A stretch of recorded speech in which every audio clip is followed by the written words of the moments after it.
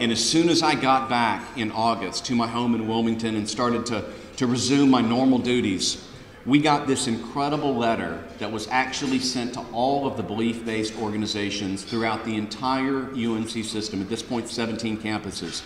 And it was sent from the Office of the General Counsel. And it said that all of those organizations had to sign a new policy, and they couldn't discriminate on the basis of belief. And the letter furthermore said that the university had to do it and was required to do it because of CLS versus Martinez.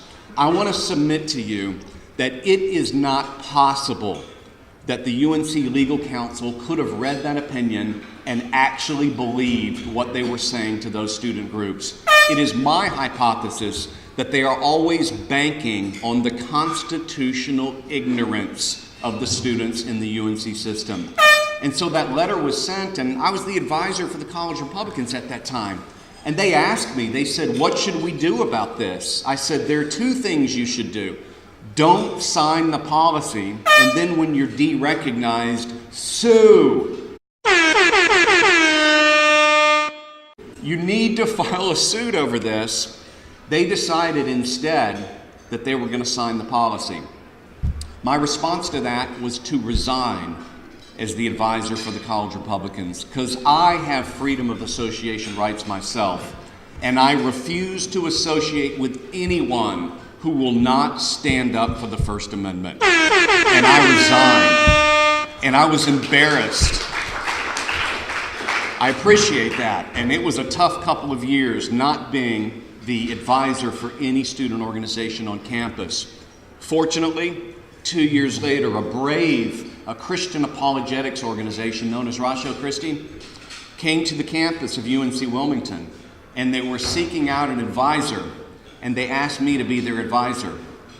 Good choice in hindsight, because as soon as they sat down and began to work on their constitution and they got a draft ready, they were called into the Dean of Students' office, and they went in there and they sat down for the review of their constitution. And some assistant to the associate vice chancellor of parking tickets and noise complaints, or whatever the actual position is over there in the Dean of Students' office, they actually called them into an office and said, you know what, we don't like this part of your constitution that says that your voting members and your officers have to subscribe to basic Orthodox Christian principles. And so they did the right thing. They got on the phone and they called me. Let's get it, let's get it. Let's get it, let's get it, let's get it, let's get it, let's get it, let's get it. And they said, what should we do about this? I said, well, we should fight it. And so I immediately sent an email over to the dean's office, and I said, I'm the advisor of this organization, and you're violating the free association rights of my Christian organization. Basically, you need to cease and desist. I received a reply that was not up to my expectations. The reply said, your inquiry is inappropriate at this time. Essentially, butt out. I knew exactly what that next phone call was going to be. It was a phone call to one of your board members, Robert Shibley. I got on the phone and called him. He immediately instructed me on how to go to a source to figure out how to do a quick public records request. And I essentially asked for all of the records of communications between the dean and certain groups, all of the constitutions and all of the relevant policies. And I'm happy to report that I sent that registered letter on a Friday. It must have been received around a Monday.